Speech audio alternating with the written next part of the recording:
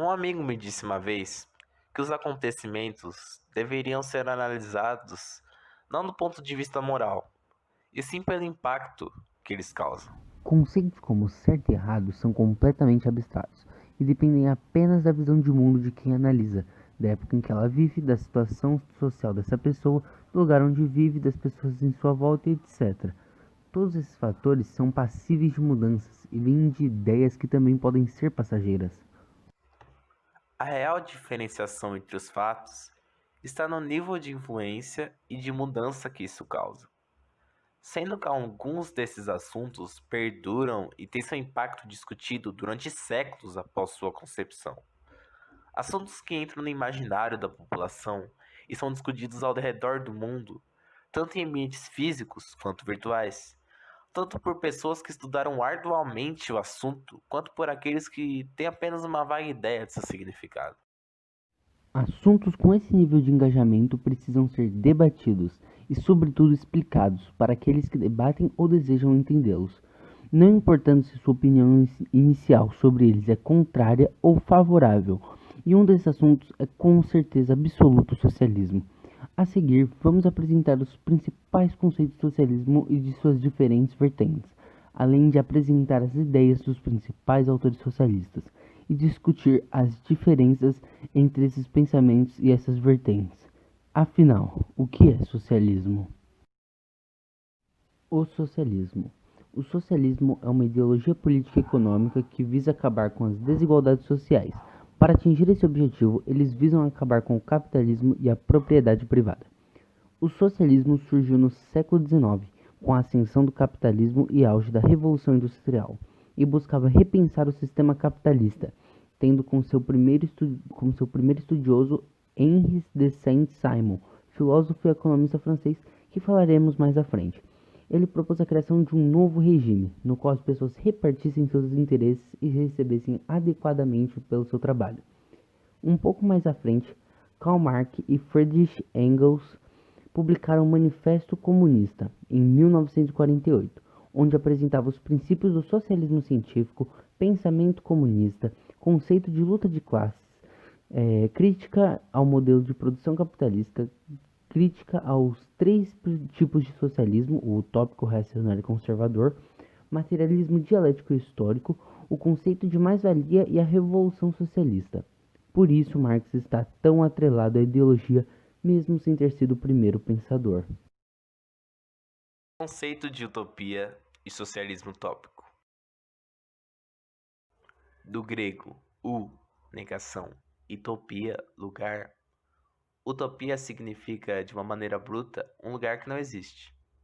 E esse termo só foi ganhar um significado atual a partir da obra de Thomas More, Utopia, de 1516, onde utopia é apresentada como uma ilha, onde se tem uma sociedade perfeita e igualitária, sem desigualdades ou dificuldades. Esse conceito foi amplificado ao longo do tempo, fazendo utopia significar algo que é real e impossível em qualquer tipo de situação, não se prendendo ao conceito de sociedade, ou seja, qualquer coisa que era considerada absurda ou impossível de acontecer era chamado de utopia. E o termo utopia vai voltar a ter grande relevância quando ele for atribuído aos primeiros pensadores do socialismo, que foram chamados de utópicos posteriormente pelos socialistas mais ligados ao marxismo, pois, segundo eles, esses pensadores não apresentavam uma solução real para a mudança da sociedade. E sim acreditavam que os capitalistas iam ceder privilégios e diminuir a desigualdade em relação aos operários por conta própria, sem nenhuma necessidade de revolta por parte do proletariado, ou que existisse uma espécie de acordo, e isso foi considerado romântico e utópico. Porém, é importante ressaltar que, apesar de terem ideias consideradas românticas e serem criticados por Marx por não apresentarem uma solução real para o problema do capitalismo, esses pensadores trouxeram ideias e criaram conceitos que foram fundamentais para a existência do socialismo científico, além de terem sido os primeiros a explicitar a grande desigualdade sofrida pelo proletariado. Abrindo assim essa discussão que se alastraria e seria abordada por outros estudiosos, gerando grandes mudanças em todo o mundo nas décadas seguintes. Então, a seguir serão apresentados os principais socialistas utópicos e suas ideias, explicando a partir dessas ideias toda a base para esse importante movimento. O socialismo utópico francês. Em um cenário pós-Revolução Francesa, onde ocorreram mudanças definitivas na França e em todo o mundo, em que os ideais propagados na Revolução, liberdade, igualdade e fraternidade, não atingiram toda a população e ainda ocorre desigualdade. E a Revolução Industrial chega e agrava ainda mais essas desigualdades, passando para condições de vida e de trabalho quase desumanas para parte da população. E é nesse cenário que surgem os primeiros socialistas franceses, que analisam de maneira crítica esses problemas sociais em suas obras, e que serviram de base para a obra de Marx, tanto para basear em suas ideias, quanto para salientar as críticas feitas por ele ao socialismo utópico. Dentre os principais e mais influentes pensadores do socialismo utópico francês, temos Saint-Simon, Charles Fourier e Pierre-Joseph Proudhon. Saint-Simon. Claude-Henri de Saint-Simon foi um pensador que conseguiu destaque por ter sido o primeiro a perceber o processo de transformação da sociedade, que estava passando para a sociedade industrial. E logo de cara ele já identificou alguns dos principais problemas dessa industrialização. E a ideia que o Saint-Simon vai se basear para propor a solução dele para esses problemas é de que a história é dirigida por uma lei de progresso. Porém, esse progresso não é linear. Seria uma alternância entre períodos orgânicos e períodos críticos, em que os críticos seriam aqueles que precedem a mudança, como uma transição, que põe em crise o período orgânico anterior até que se inicie outro a partir de uma grande mudança. E, de acordo com Saint-Simon, as novas ideias de mundo e todo aquele progresso científico da época foi o que botou em crise as ideias teológicas que serviam de base para uma época da Idade Média, que era uma época orgânica. E aí, o acontecimento que vai escancarar essa crise é a Revolução Francesa. E após isso, a ciência positiva, segundo ele, era o que ia ser a base dessa nova época, com cientistas substituindo os religiosos e o poder temporal, que é o que ocupa a população, indo para a mão dos industriais. Então, a partir daí, dá para perceber que, na visão de Simon, as indústrias deveriam continuar existindo, sim, porém com condições justas com os trabalhadores, com igualdade de salário entre homens e mulheres, e a produção ia ser guiada pelas novas tecnologias e pela ciência, sendo uma sociedade coesa e que não ia ter ociosos. Aqueles que não têm ocupação alguma, eles não iam participar dessa sociedade. Porém, o que acaba se tornando o grande problema de toda essa ideia do Saint-Simon é que essa mudança, segundo ele, ia acontecer de uma maneira gradual e ia ser introduzida quase que de boa vontade pelos burgueses, sem nenhum tipo de revolta ou conquista necessária por parte dos operários. E aí essa já vai cair na grande falha da maioria das ideias do socialismo utópico, que é de que os humanos têm uma natureza bonzinha e que eles vão reconhecer os problemas uns dos outros. E essa romantização vai descredibilizar bastante essas ideias, tornando-as algo irreal e impossível, segundo Marx, o que seria a utopia. A doutrina de Saint-Simon foi algo difundido e é discutido até os dias atuais. Na França, o simonismo, que é como fica conhecida essa doutrina, teve uma difusão razoável e trouxe alguns pontos importantes, como a dignidade filosófica ao problema social, ou seja, ele vai botar que toda essa desigualdade e esse problema social que está ocorrendo, ele vai botar isso como objeto de estudo. Vai ser buscada a solução por meio da filosofia para esse problema. E ele também vai contribuir muito para exaltar a importância da ciência e da inovação. Tanto que ele vai botar a ciência como o marco da nova era. todo o período vai ser baseado na ciência positiva. Ele também vai exaltar a atividade industrial, porém feita de maneira justa e sem desigualdades. Os difusores dele também vão fazer uma campanha contra o parasitismo e contra a injustiça. E também outra coisa que seus apoiadores vão adicionar à doutrina dele vai ser a da eliminação da propriedade privada. O Simon em si, ele defendia a propriedade privada, porém os seus apoiadores vão adicionar essa eliminação à ideia da doutrina do Simon. E ele também vai defender a revogação da herança e um planejamento melhor da economia. Um paralelo interessante que pode ser feito sobre Saint-Simon é que, a partir da nossa visão de mundo, ele pode parecer até alguém mais ligado ao conservadorismo do que propriamente ao socialismo. Pois, por exemplo, ele defende ideias como da propriedade privada, do lucro, da industrialização, do livre comércio, desde que seja algo em condições justas. Porém, vamos imaginar que no tempo atual, condições justas é algo que deveria ser inerente, né? Então, só que se for analisar da época dele, as ideias são completamente humanistas e algo até impensável. Tanto que mudou a cabeça de muitas pessoas que se tornaram seguidoras dele. E um dos seguidores dele, que é mais importante e provavelmente mais conhecido, é o Charles Fourier, que vai ser o pensador debatido em seguida.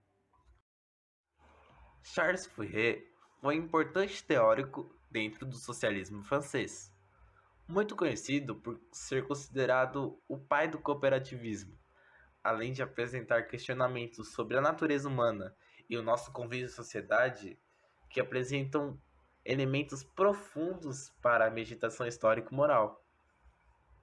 Discípulo de Saint-Simon, o Fourier vai ter a ideia de base que a história é baseada num plano providencial. E nesse plano não podem ser excluídos o homem, o seu trabalho ou o modo de constituição da sociedade.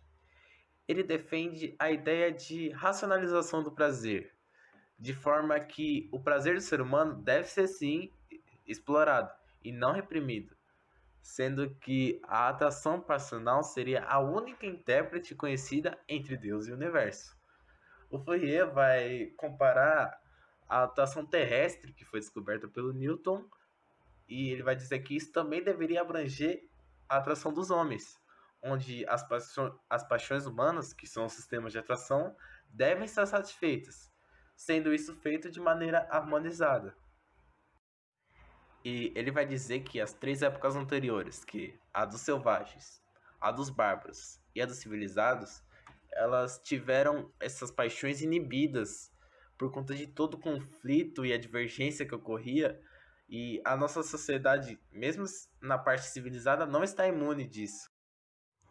E aí, quando ele diz que a civilização também não funciona, ele vai entrar em conflito com os outros principais pensadores iluministas, porque esses dizem que a civilização era considerada um aperfeiçoamento material e espiritual da humanidade. E aí, para o Fourier, não, ele vai dizer que a civilização era o triunfo da mentira. E aí ele vai demonstrar isso quando ele fala do comércio, que as mercadorias passam de mão em mão e só aumentam o preço, mas não aumentam de valor.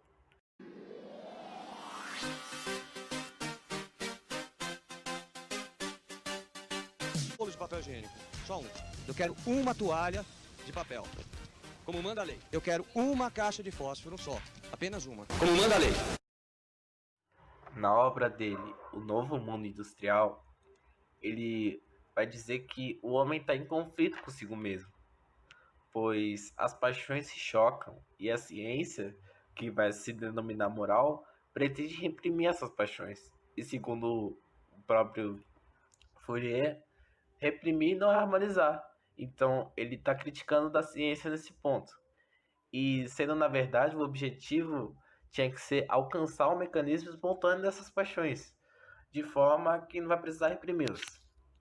E a reflexão dele vai um pouco além, quando ele diz que toda essa moral atual que está bloqueando as paixões vai gerar hipocrisia. Ou seja, O convívio social que está nos impedindo de seguir nossas paixões vai tornar nossa sociedade uma farsa, pois não vai nos permitir mostrar o verdadeiro eu de cada um, todos usando máscaras sociais e sendo hipócritas.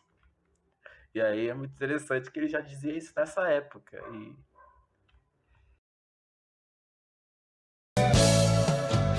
Eu vejo a vida melhor no futuro. Eu vejo isso por cima de um muro de hipocrisia que exigem nos rodear. ok, Fourier até agora fez uma grande crítica à civilização, à falsa moral e à hipocrisia. Mas então, qual seria a solução dele para uma sociedade sem todos esses problemas?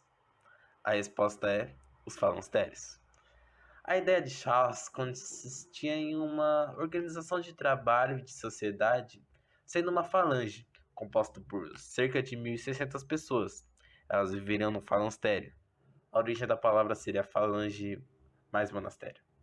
E os falancérios seriam unidades agrícola industriais, onde as habitações seriam albergues. As condições de vida comunitária nesses falancérios seriam, digamos assim, mais livres e sem nenhum preconceito, onde as mulheres são equiparadas aos homens e a vida familiar é abolida. As crianças seriam criadas por toda a comunidade.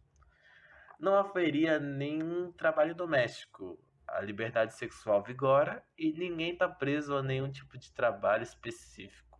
Todos podem produzir o que mais lhes agrada.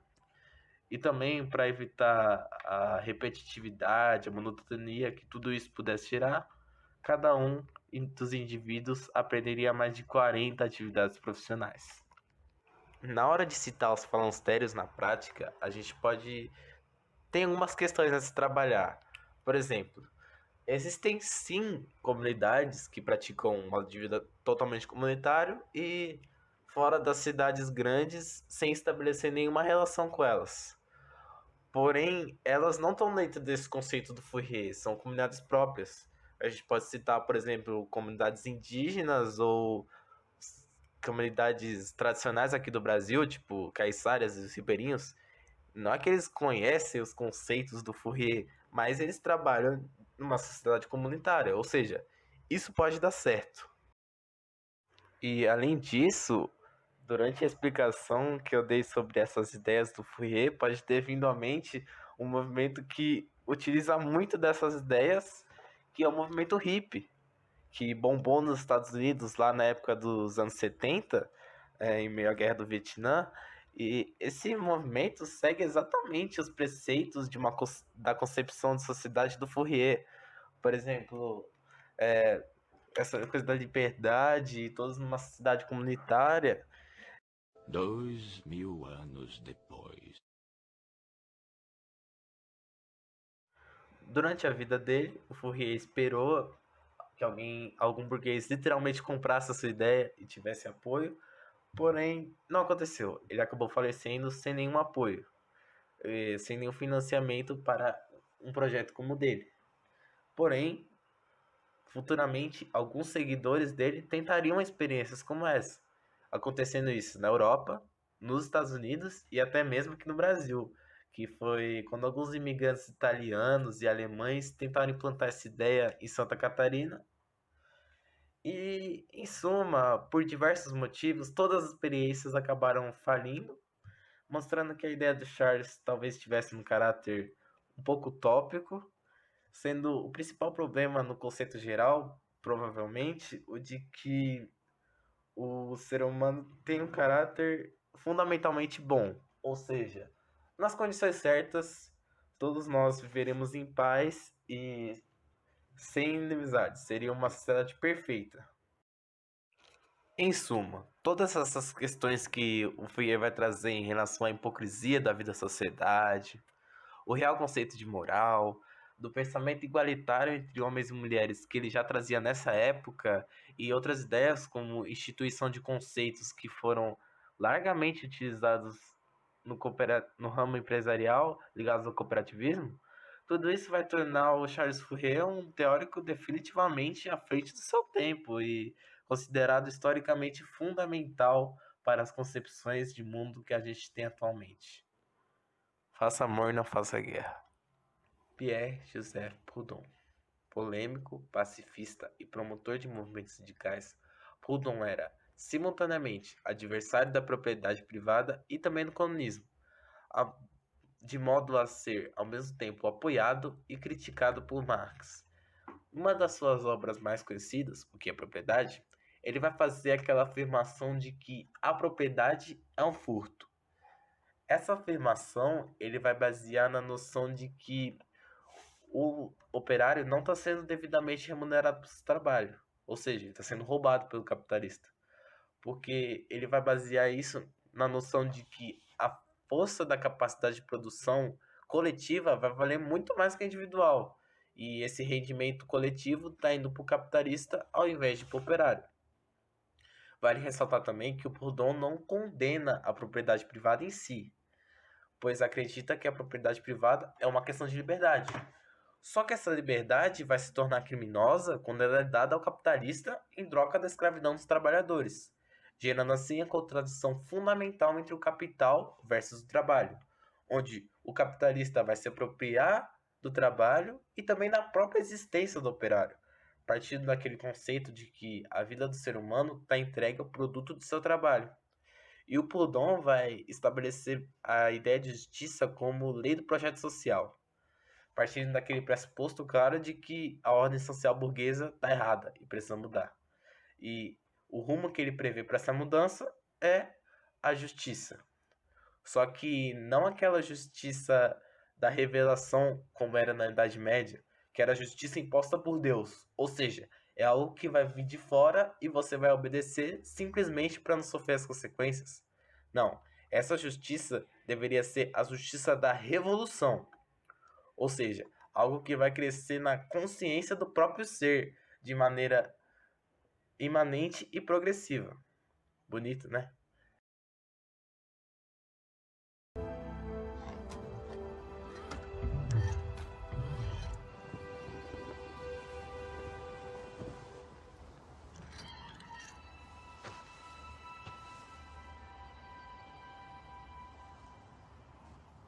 Você tem medo De você. da morte. Você é o último. Você deveria ser o último. Stark pediu um salvador. Me ficou como um escravo. Acho que nós dois desapontamos. Acredito que sim. Humanos são estranhos. Eles pensam que ordem e caos são de alguma forma opostos e tentam controlar o que não é possível. Mas existe certa graça em seus erros. Acho que não percebeu. Estão condenados. Sim. Mas uma coisa não é bonita só porque é durável. É um privilégio estar entre os humanos. Você abusa de ser ingênuo. Bom, acho E que é aí porque eu ele nasci vai ontem. criticar severamente o comunismo em diversos pontos. Primeiro, ele vai afirmar que o comunismo é uma religião intolerante voltada para a ditadura. Eu acho que muitos iam concordar nessa parte também. E a partir da sua concepção de justiça, ele vai se botar contra qualquer tipo de solução coletivista para o problema econômico. Pois ele diz: se os meios de produção fossem todos controlados pelo Estado, logo a liberdade do operário ia ser fechada a ponto de sufocar ele.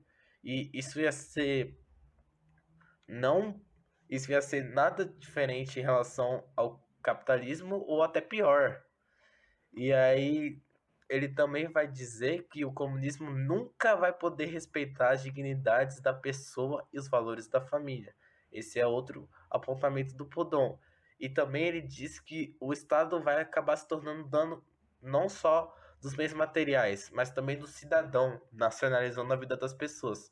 Ou seja, vai criticar essa coisa bastante do Estado mandar na população a partir da noção comunista. Realmente é essa crítica que vai ser. Muita gente vai simpatizar com ele nessa questão. E ele também vai entrar em desacordo com Marx ao dizer que a uma forma de revolução violenta ou uma guerra civil, isso ia introduzir um apelo de força e arbitrariedade. E ele achava que a transformação tinha que vir de outra forma, de uma natureza moral e da mais alta ética por parte dos que buscavam essa mudança. Talvez um pouco utópico nessa parte. E aí, em detrimento ao coletivismo e ao individualismo, a proposta econômica que o Proudhon vai apresentar vai ser aquela de reorganização da ordem econômica. Como é que ele vai fazer isso? Vai tornar os trabalhadores proprietários do seu próprio meio de produção. E aí, com diversos meios de produção, cada um vai ter o seu, eles vão se equilibrar mutuamente, gerando uma renda justa para todos que produzirem. Essa é a ideia do mutualismo. E a ideia de mutualismo do Proudhon vai ser muito criticada pelo Marx. Primeiro, porque esse sistema econômico vai manter o conceito de propriedade privada, e também o Marx vai dizer que o Proudhon está ignorando o lado ruim da concorrência capitalista ao propor esse modo igualitário. E, segundo ele, não adianta substituir a realidade por lamentações. O Marx vai ser bem duro nessa parte aqui. E aí o Proudhon também, segundo aqueles que o julgam, ele também vai falhar ao imaginar uma mudança total de mundo e essa introdução anarquista, a ideia dele, a partir de simplesmente um senso geral de justiça. E, de novo, sem nenhuma necessidade de revolta por parte do proletariado. Algo que ia ser, segundo ele, né, imanente ao ser humano. E outra ideia considerada utópica do Proudhon. Mas, dito isso, boa parte desses apontamentos do Proudhon sobre como uma sociedade comunista iria funcionar foram, de certa forma, evidenciados quando houveram as experiências reais de governo comunistas. Com essa coisa da pressão do Estado sobre o indivíduo e a liberdade dele, pareceu que o Proudhon estava, de certa forma, certo nessa parte. E outra coisa, o conceito que o Proudhon colocou sobre a propriedade foi também muito importante para a obra de Marx. E foi até elogiado por ele sobre a coisa da propriedade ser um furto. E aí o Proudhon é super interessante porque ele vai ser fonte de pensamento tanto por autores anarquistas, por autores capitalistas e até por autores comunistas, o que mostra que os seus escritos foram realmente muito difundidos por pessoas com diferentes visões de mundo ao longo de vários períodos históricos, se tornando aí um dos principais do socialismo utópico. Socialismo científico. Diferente do socialismo utópico, o científico não busca uma sociedade ideal, e sim uma análise crítica e científica da sociedade de um modelo capitalista. O modelo criado por Marx e Engels acreditavam que o capitalismo era baseado em exploradores, os donos do meio de produção, e os explorados, que eram os proletariados. Por isso, o modelo segue como principal fundamento a luta de classes, revolução da classe proletária, materialismo dialético, materialismo histórico e a doutrina da mais-valia. Eles não visavam acabar com o capitalismo, pois sabiam que seria praticamente impossível substituir o modelo. Mas afinal, o que são esses principais fundamentos? Explicarei na ordem falada anteriormente. A luta de classes é a relação entre a classe burguesa e a classe proletária em um sistema capitalista, onde os burgueses eram donos do meio de produção e faziam os proletários trabalharem de forma quase escravista, apenas pelo lucro do burguês. A revolução da classe operária seriam os operários assumirem o poder. Daí vem a ideia de ditadura do proletário. Já o materialismo dialético é uma corrente filosófica que busca entender o funcionamento dos processos sociais com o uso da dialética. O materialismo histórico, dessa vez, busca entender a história por meio da relação de acúmulo de material e das forças produtivas. Para os materialistas, a sociedade se desenvolveu suprindo necessidades básicas e supérfluas.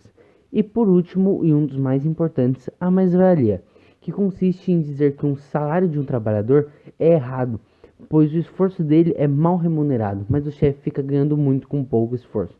Portanto, o trabalhador seria explorado por seu chefe, que ganha em cima do esforço do trabalhador. Essas ideias do socialismo científico, embora sejam todas muito convincentes, acabou gerando muitas discussões com o tempo, principalmente por conta dos economistas liberais. Mas o auge das críticas foi no século XX, pela discrepância de como viviam os países capitalistas e a União Soviética.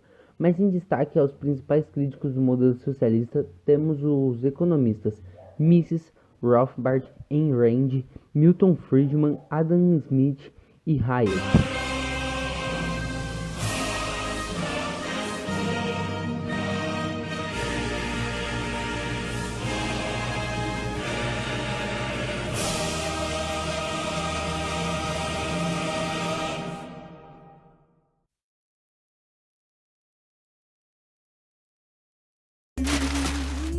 Acabou, pessoal! Essa frase é minha. Sai pra lá, meu chapa! Deixa o astro fazer isso! Acabou! Acabou, pessoal! Já posso ir pra casa?